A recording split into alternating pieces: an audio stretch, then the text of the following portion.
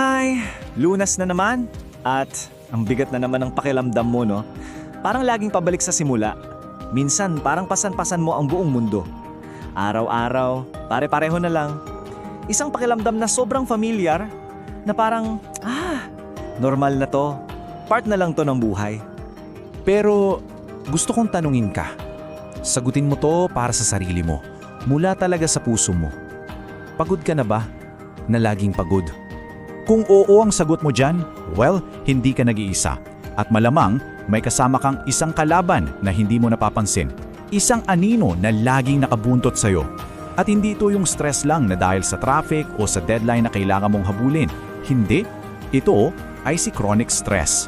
Isang tahimik pero sobrang mapanirang kaaway. At itong kalaban na to, dahan-dahan niyang sinisira ang kalusugan mo from the inside.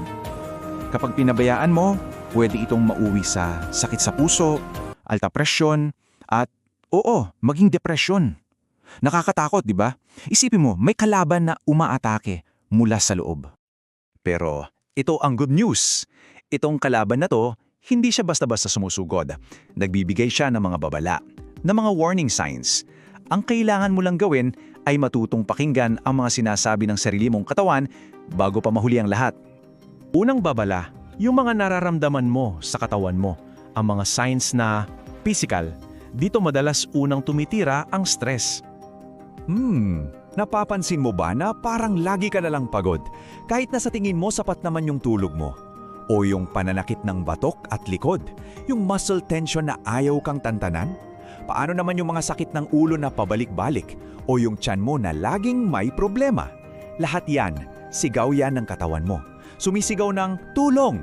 Ngayon, ang ikalawang babala. Kapag hindi napansin yung pisikal, tumatagos na to sa iyong emosyon.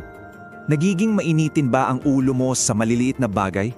O palagi kang balisa at hindi mapakali, parang may kung anong mangyayari? Para ka na bang isang roller coaster na pabago-bago ang mood? At yung pakiramdam na yon, yung feeling na parang nalulunod ka na sa lahat ng ginagawa mo, totally overwhelmed? Well, yan ang atake ng stress sa puso't isipan mo. At ang pangatlo at panghuling babala, dito na ito nagiging mas obvious. Makikita na ito sa iyong asal, sa iyong behavior. Nagbabago ang mga kilos mo.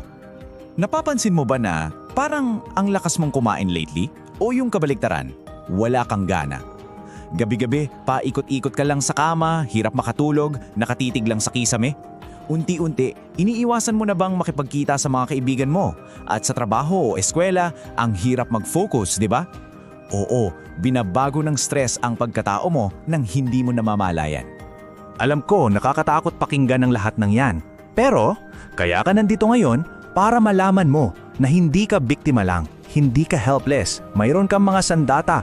At ngayon, ituturo ko sa iyo kung paano gamitin ang mga to para labanan ng stress at bawiin ang iyong lakas.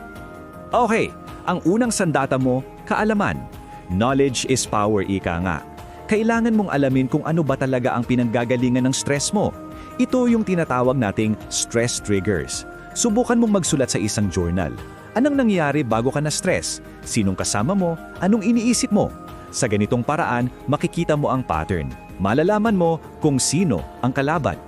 Ang ikalawang sandata mo, ang sarili mong hininga. Ito ang pinaka-accessible na tool mo.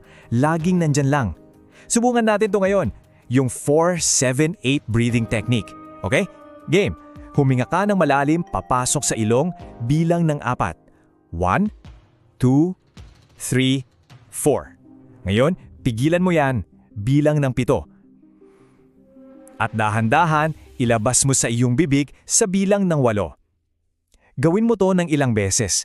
Ramdaman mo, instant kalma yan.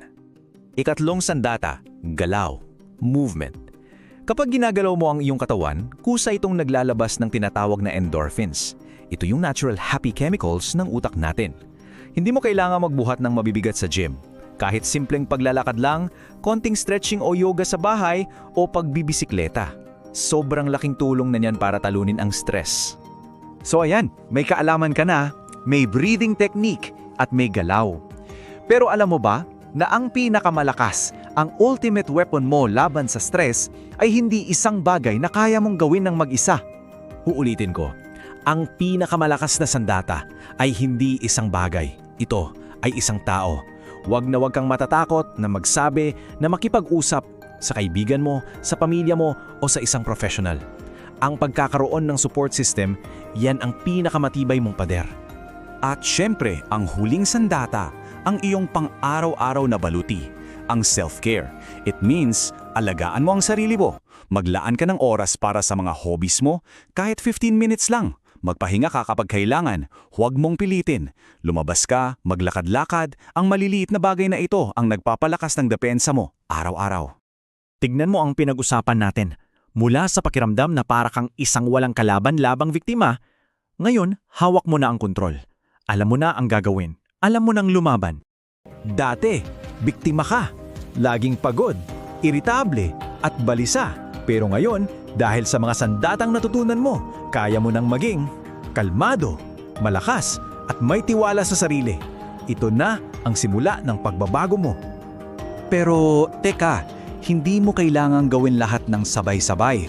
Kasi stress din yun, di ba? Ang kailangan mo lang gawin na yun ay pumili ng isang sandata lang. Yung bang 4-7-8 breathing? O baka yung paglalakad lang sa labas mamaya? Magsimula ka sa isang maliit na hakbang. Yun lang. Alam mo, ang stress laging parte yan ng buhay. Pero, hindi nito kailangang kontrolin ang buhay mo. Ikaw dapat ang may kontrol. So, ang tanong ko sa iyo ngayon, handa ka na bang maging bida sa sarili mong kwento? Maraming salamat sa panonood dito sa Carl Preza. Huwag kalimutang mag-like, share at mag-subscribe para sa mas marami pang practical health tips. Tandaan, stay informed, stay healthy.